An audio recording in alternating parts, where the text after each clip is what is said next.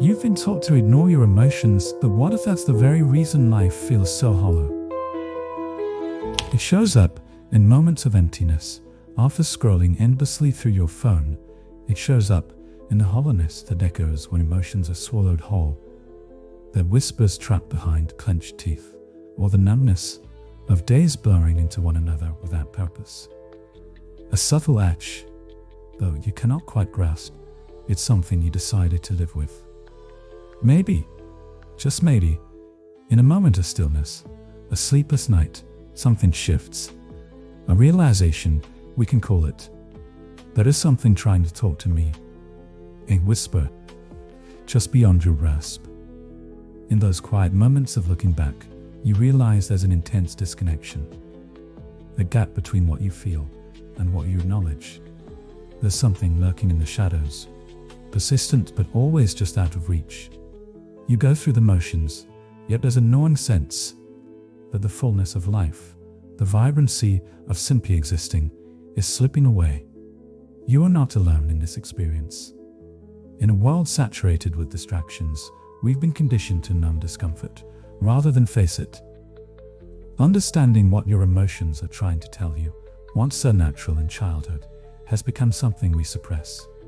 There was a time when you instinctively recognized the signals your feelings sent, an innate emotional literacy that provided a direct connection to the core of your being.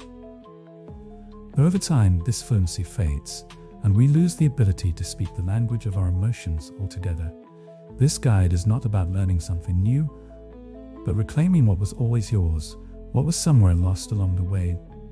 This wisdom, and with it, the fluency to communicate, the ability to listen, interpret, and respond to the wisdom of your emotional body. First of all, why do we even need to care about emotions at all? Humans are, at their core, beings of energy. This isn't just a poetic notion, but a fundamental truth grounded in science.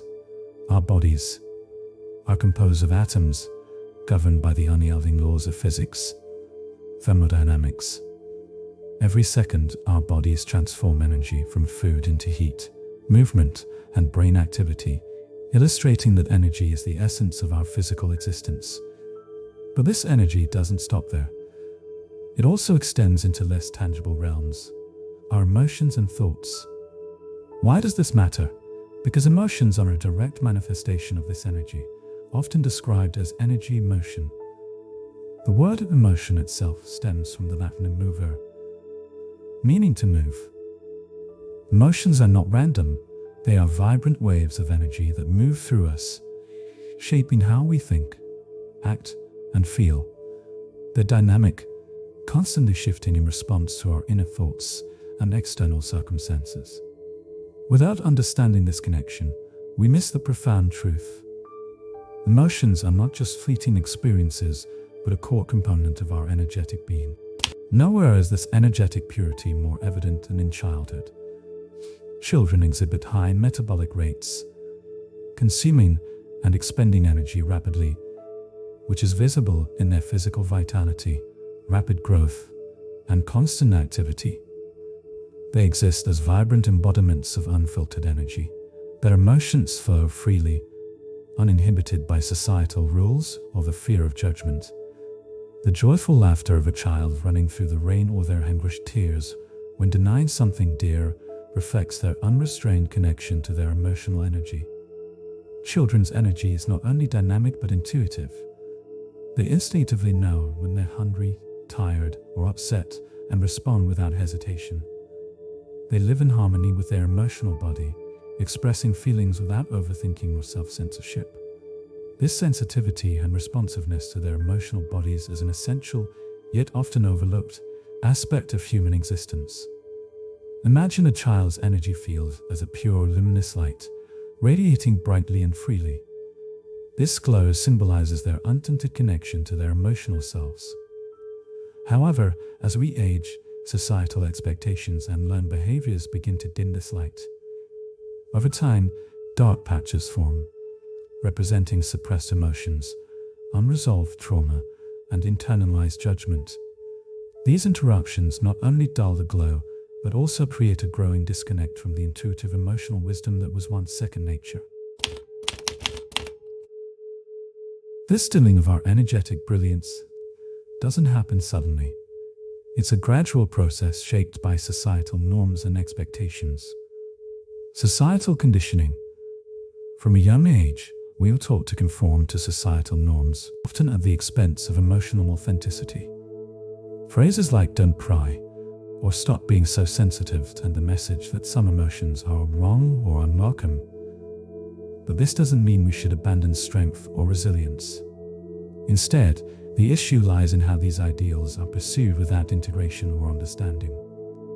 This approach is fundamentally unnatural. Emotions, like all forms of energy, are meant to flow. Blocking them creates stagnation and pressure, much like damming a river.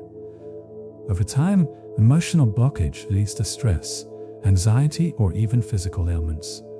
Not because resilience is wrong, but because it was cultivated without giving emotions the meaning or space they need to integrate.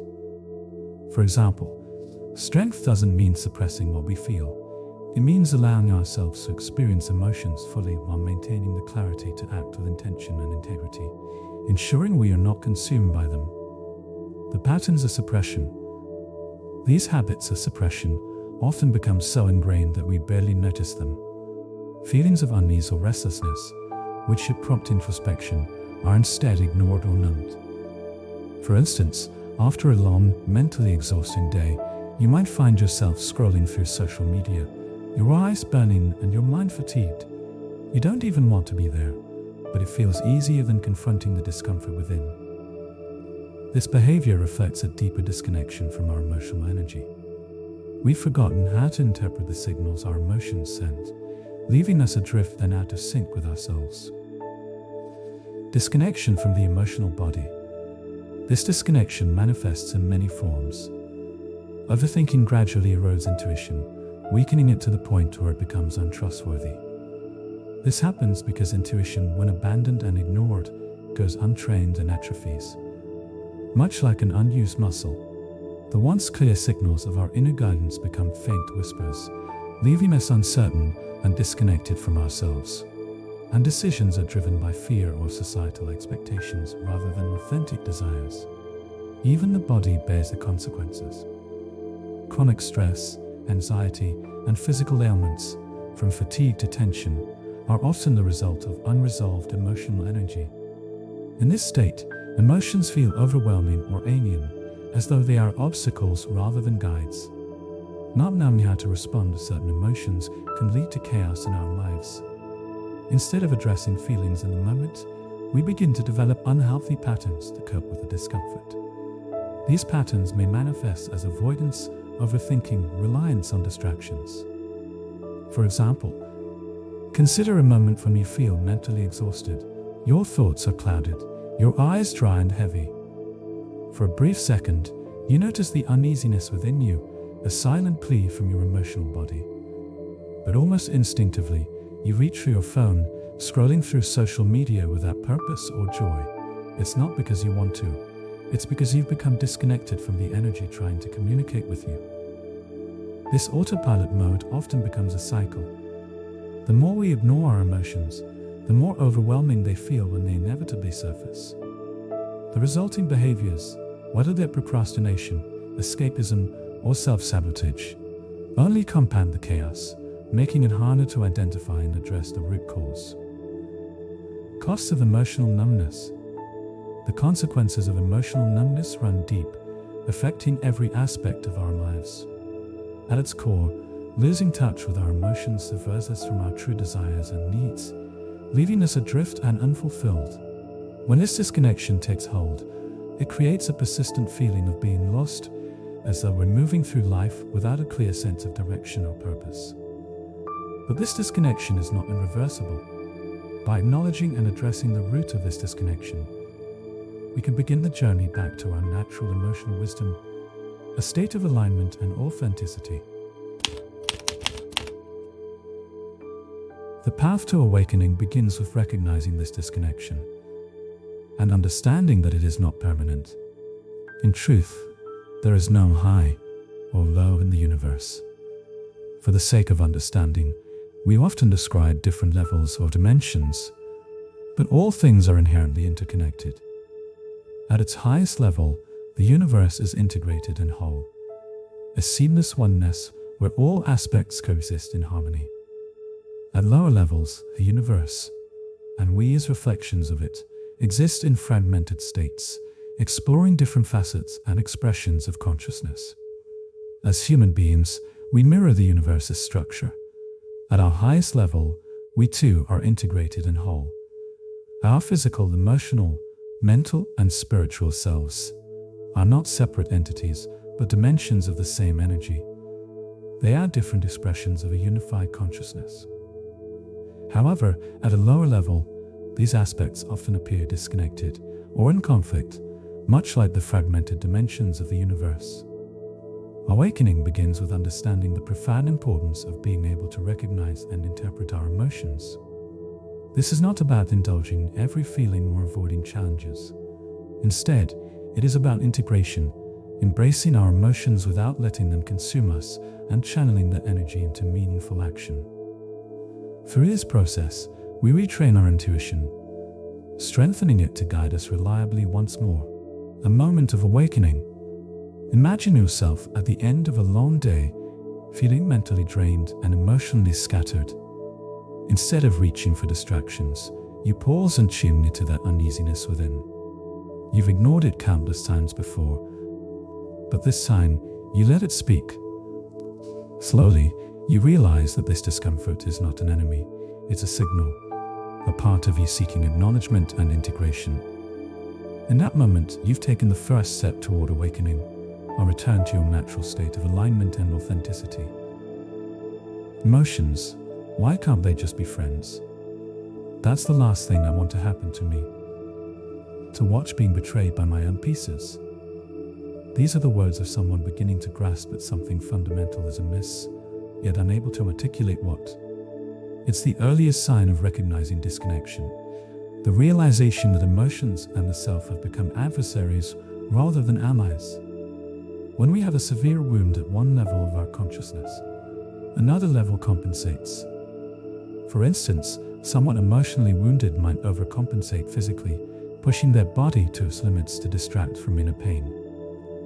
This compensation, while functional in the short term, often leads to imbalance, further deepening the cycle of disconnection. Emotions are not random. Feelings are the subconscious mind's way of speaking to us.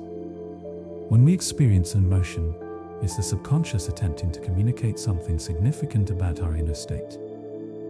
Ignoring these signals is like refusing to read a map while lost. It only perpetuates confusion. By tuning into our feelings, we open a doorway to deeper understanding and integration. Feeling emotions, particularly after a period of numbness, is a sign of reconnection. It's the subconscious breaking through the barriers we've constructed, urging us to pay attention. Identifying the sensations that accompany these emotions, whether it's a tightening in the chest, a fluttering in the stomach, or a heaviness in the limbs, is the first step in decoding these messages. This process strengthens the bond between conscious awareness and subconscious wisdom. So now, you understand what is happening behind the scenes and why you should care about understanding what you feel. Moving forward, emotional literacy begins with the ability to name and describe what we're feeling. It's not enough to label emotions as happy, sad, or angry. Human emotions are far more nuanced, and having a broad emotional vocabulary allows us to interpret and understand our experiences with greater clarity and depth. The more precisely we can articulate our emotions, the better we can navigate our inner world and communicate with others. For instance, consider the emotion bittersweet. It encapsulates a complex mix of feelings that defy simple categorization. Let's delve into this with a descriptive example. Descriptive passage. Imagine standing at the edge of an old, familiar place, a childhood home, now abandoned, overrun with wildflowers, and cracked pavement. Your chest feels tight, as if a weight sits just behind your ribs. There's a strange warmth in your throat, a mixture of pride and longing, as memories of laughter and loss tumble over each other. Your eyes sting, not with overwhelming sorrow, but with a quiet ache, like a half-finished story. This is not sadness alone. It carries an undercurrent of joy for what once was, a soft ache for what is no longer, and a tender acceptance of the passage of time. This vivid description doesn't merely capture the essence of an emotion, it serves as a key to unlock the depth of your own feelings. By naming and describing emotions with precision, you grant yourself the opportunity to fully experience them in the present. Not every emotion demands action. Sometimes, their purpose is to simply be felt and acknowledged. Often, however, they point to deeper layers of meaning or unmet needs, guiding you towards self-discovery and purposeful living. Start an emotion tracking journal. Whenever you feel something complex or difficult to name, write about it in detail. Don't worry about finding the right label immediately. Instead, focus on describing the physical sensations, thoughts, and memories associated with it. Over time, review these entries and reflect on the reasons behind those feelings. Ask yourself, what triggered this emotion? What does it tell me about my current needs or desires? Is this emotion tied to a deeper value or belief of mine? What actions, if any, should I take in response to this feeling? Another key to understanding your emotions is developing a stronger connection with your body. Emotions are not just mental constructs. They are embodied experiences. Regular body scan meditations can help you tune into the subtle physical signals of emotions, such as tension, warmth, or lightness. These practices can guide you in identifying emotions before they become overwhelming. Here is another practice for you to embody. Set aside a few minutes each day for a body scan meditation.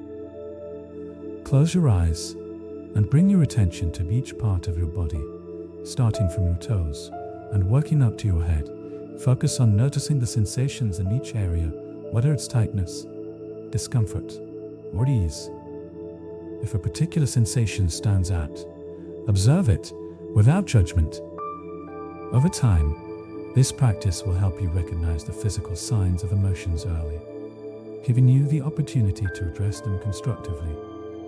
This practice ties directly back to the concept of emotional literacy.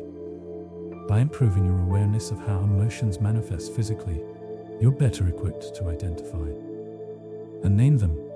This heightened awareness allows for more effective emotional processing, whether the goal is to simply experience and acknowledge the emotion, or to take a specific action in response. Expanding emotional vocabulary to further enhance your emotional literacy. Explore emotional concepts from different cultures. The English language, while rich, doesn't encompass the full spectrum of human emotional experience. Other cultures have unique words and phrases that capture feelings English might lack the nuance to express. Here is an example emotion concept. It's from Japanese culture. Concept, mana no aware, translates roughly to the pathos of things, or the bittersweet beauty of the fleeting nature of life.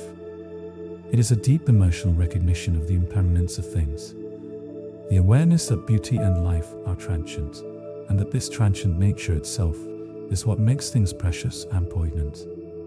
Here is a vivid description on it. Standing in a garden, the cherry blossoms are in full bloom, their delicate petals flowing softly in the spring sunlight. As you watch, a gentle breeze stirs, and the petals begin to drift slowly to the ground. You feel a quiet sorrow wash over you, not because of the loss, but because you know these blossoms, so vibrant now, will soon be gone, carried away by the winds of time. The scene feels both beautiful and sad at once. There's no sense of regret or despair, but rather an understanding that everything, whether beautiful or painful, is fleeting. In this moment, there is a deep, bittersweet appreciation for the beauty of what is here now, even as it slips away. This emotion highlights the importance of cherishing the present moment while understanding its impermanence. By expanding your emotional vocabulary to include concepts like mono-no-aware, you can gain new perspectives on your experiences and deepen your emotional understanding. Research emotional concepts from other languages and cultures. Write down those that resonate with you in your journal and reflect on how they relate to your own experiences. Pay attention to how these new terms expand your understanding of what you feel. Through the practices of journaling, body awareness, and cultural exploration, you can expand your emotional vocabulary and cultivate a richer, more nuanced connection with your inner world. As another valuable tool, beyond the strategies discussed before, Dr. Mark Brackett, an expert on emotional intelligence, developed the mood meter as a tool to help people understand and navigate their emotions. The mood meter is based on the concept of emotional granularity, which is the ability to use a diverse and specific vocabulary to describe and differentiate between emotional states. So there's this horizontal axis, which we'll call pleasantness. And this ties back to something we've talked about earlier. It's called pleasantness, not goodness or badness. It's about how one feels in the moment. Am I feeling highly pleasant, or am I feeling unpleasant? Do I feel like approaching my day or my peers? Or do I feel like avoiding them? Do I feel safe and comfortable, or do I feel uneasy or uncomfortable? That's what the horizontal axis represents, pleasantness. And the way he likes to think about it is that from the moment someone wakes up in the morning until they go to bed, this axis is constantly activated. You wake up in the morning and all of a sudden you might think, yes, I want to get out of bed, or no, I want to pull the covers over my head. Then there's the vertical axis, which is about energy. The technical term for this is arousal or activation. This axis represents how much energy a person has, both mental and physical. You might feel highly energized, or you might feel deactivated, low on energy, like you're running on empty. It's like how much fuel you have in terms of mental and physical energy. When you cross these two axes, pleasantness and energy, you create what he calls the mood meter, which divides into 4 quadrants. The first quadrant is high pleasantness and high energy. That's the yellow quadrant. Think of emotions like happiness, excitement, elation, or optimism. These are the emotions that make you feel good and energized. Things like feeling joyful or ecstatic. Then you've got the green quadrant, where the energy is low but still pleasant. This is calm, content, tranquil, peaceful, and relaxed. Emotions here are pleasant, but not particularly energizing. It's like feeling at ease or serene. On the opposite side, you have the blue quadrant. Low energy, but unpleasant emotions. These are the emotions that are draining or uncomfortable, like sadness, disappointment, or hopelessness. It's not fun to feel this way, and it can be hard to get out of it when you're here. And finally, there's the red quadrant. This is high energy, but unpleasant emotions. These are emotions like anger, anxiety, or frustration. Emotions that are intense and make you feel very energized, but also unpleasant. It's really helpful because sometimes you're just not sure how you're feeling. Our inner emotional lives are complex, and that's why having a tool like this is useful. With a mood meter, it's easy to identify where you are. For example, if someone says, "I'm not sure, I guess I'm feeling pleasant, but my energy is low," they place themselves in the green quadrant. Or, if they feel energized and pleasant, they'd be in the yellow quadrant. Knowing where you are on the mood meter helps you understand your emotional state in a way that makes sense. And when you're able to identify where you are, it helps with self-awareness. You can ask yourself, why am I feeling this way? Maybe you're about to engage in a deep conversation with a close friend, or you're preparing for a moment of personal reflection, or perhaps you're facing a situation where you need to confront an uncomfortable truth within yourself. Perhaps you're heading home and expecting your partner to be upset. By recognizing what's going on, you can understand why you're feeling the way you are. It helps you put words to it, like, "I'm not enraged, I'm just irritable," or "I'm not blissful, I'm content," or "I'm not depressed, I'm just feeling down." Being specific about emotions makes it easier to navigate them. It also helps with deciding what to do next. Do you need to express your emotions, or do you keep them to yourself? Do you need support, or are you okay with how you're feeling? Now you understand where to start.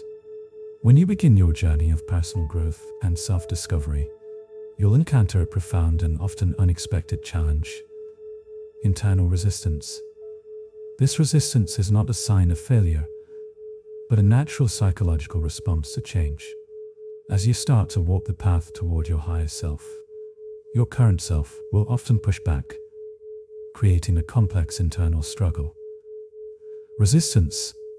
It's a lived experience that most people have felt but struggle to name. Imagine standing at the edge of personal change, ready to take a step forward, but feeling like an invisible weight is holding you back. This is resistance in action. Overwhelm feels like drowning in possibility. It's that moment when you know you need to make changes, but the sheer magnitude of what that requires freezes you in place. Picture yourself with a list of goals, staring at it not with excitement, but with a sense of crushing pressure. Your mind races with all the steps, all the potential failures, until the very thought of starting becomes exhausting. It's not laziness, it's a protective mechanism, where your current self tries to keep you in the familiar safe zone. Anxiety in personal growth is like having a persistent critical roommate in your head. This isn't just ordinary worry, but a deep, gnawing unease that questions every potential move. It sounds like, what if you fail? What if you're not good enough? What if changing means losing everything familiar? This anxiety creates a constant low-grade tension, making you second-guess every intention to grow or transform. Being stuck is more than just inaction, it's an active state of internal resistance. Imagine wanting to move forward, having all the information, knowing what needs to be done, but feeling like you're trapped in mental quicksand. Every attempt to move feels like it requires superhuman effort. Your motivation exists, but something keeps pulling you back, creating a sense of hopelessness and frustration. Procrastination isn't simple laziness. It's a sophisticated defense mechanism.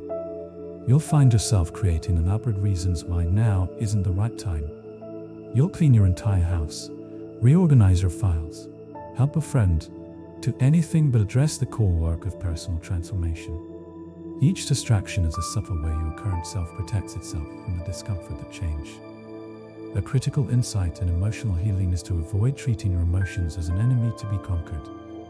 The moment you decide you need to fix your emotions, you create unnecessary internal conflict. Instead, the alternative is radical acceptance. The minute you decide you need to heal something about your emotions, you have now made an enemy of your emotions. You have made them not okay. The transformative approach is to completely embrace your emotions and feelings, no matter how painful or uncomfortable they may be. This means allowing emotions to exist without judgment, observing them with curiosity, rather than trying to change them, practicing non-reactive awareness. As you begin to elevate your emotional and energetic state, you'll encounter a profound phenomenon that might initially seem like a series of challenging coincidences. This is the universe's intricate mechanism of equilibrium, a dynamic process of testing and alignment that goes far beyond mere random events. When you start to transform your inner emotional landscape, you're essentially changing your vibrational frequency. Think of this like tuning a radio as you adjust your internal frequency. The external world takes time to catch up. This creates a temporary misalignment between your inner state and your outer reality. The universe responds to this misalignment through a series of strategic tests designed to verify the authenticity of your emotional transformation, challenge your newly developing emotional resilience, provide opportunities for integration of your growth. These tests are not punishments or obstacles, but sophisticated feedback loops. They manifest as situations that trigger your old emotional patterns, challenges that directly confront your emerging belief systems, circumstances that seem to directly oppose your newfound understanding. The primary objective is to determine whether you've genuinely integrated your emotional growth or are merely paying lip service to transformation. Now, when we think about universe, the big picture, when you carefully observe the process of emotional healing, you'll realize that concepts like law of attraction and visualization are fundamentally neurological mechanisms for rewiring emotional trauma. They're not magical thinking, but strategic approaches to reprogramming your emotional response systems. Every unresolved emotional wound creates habitual neural pathways that trap you in specific emotional states. Visualization and intentional emotional focus are precise interventions designed to create new neural connections, essentially redesigning your internal emotional infrastructure. Think of your emotional system like an electrical network. Past traumas are damaged wires, causing emotional short circuits. Visualization acts as a rewiring process. Each intentional emotional focus is a new connection being laid down. Why being delusional in your vision matters? When we talk about being delusional in visualization, we're actually describing a neurological reprogramming technique. Your brain cannot distinguish between a vividly imagined experience and a real one. By consistently visualizing a healed state, you're teaching your nervous system a new emotional response pattern. Support visualization with creating a vision board and using the proof of concept. What do I mean by that? Well, it's hard to convince your subconscious mind of something unless you have evidence. Let's say you're visualizing yourself with an incredible physique. Just thinking about it won't be enough. You need to back up that belief with action. Get into the gym, start eating right, and begin taking steps toward that vision. The more evidence you gather that proves your vision is possible, the easier it will be for your subconscious to accept it as reality. Now, here's something that can't be stressed enough. Repetition is key. Our past beliefs, experiences, and emotional wounds shape our current reality. If you want to escape those old patterns, you must strategically reprogram your subconscious mind. You must consciously create an environment that supports your higher self. And the only way to do this is through consistent repetition. If you're struggling with healing your emotional body, you'll likely face the same challenges over and over. But that's okay. With repetition, you'll eventually elevate your vibration and reach those higher emotional states. When you reach a place of true emotional healing, your life begins to flow effortlessly. You become whole, integrated. There's no resistance in your thoughts, no struggle. It's as though a heavy weight has been lifted, and for the first time, you feel completely at ease in your own mind. This isn't just about peace, it's about true alignment. Your brain, your heart, your soul, they all work together in harmony. Thoughts arise naturally, effortlessly, and they're pleasant, positive, uplifting. It's like waking up from a long, deep sleep and feeling fully alive. Everything in your life begins to fall into place when you experience this level of emotional healing. Your thoughts no longer feel like a battle. They don't feel chaotic or negative. You stop fighting against your inner world because you've learned to embrace it fully. This is what it's like to become truly integrated, to live without resistance. It's the perfect balance between the mind, body, and spirit, and it leads to a profound sense of peace and freedom. With that, I'll leave you with following thoughts. If you approach your feeling body with an attitude of "I need to fix you," you have just taken a serrated knife to a wound. You have not healed anything. The process of integration instead of healing, to be fully present without asking them to change.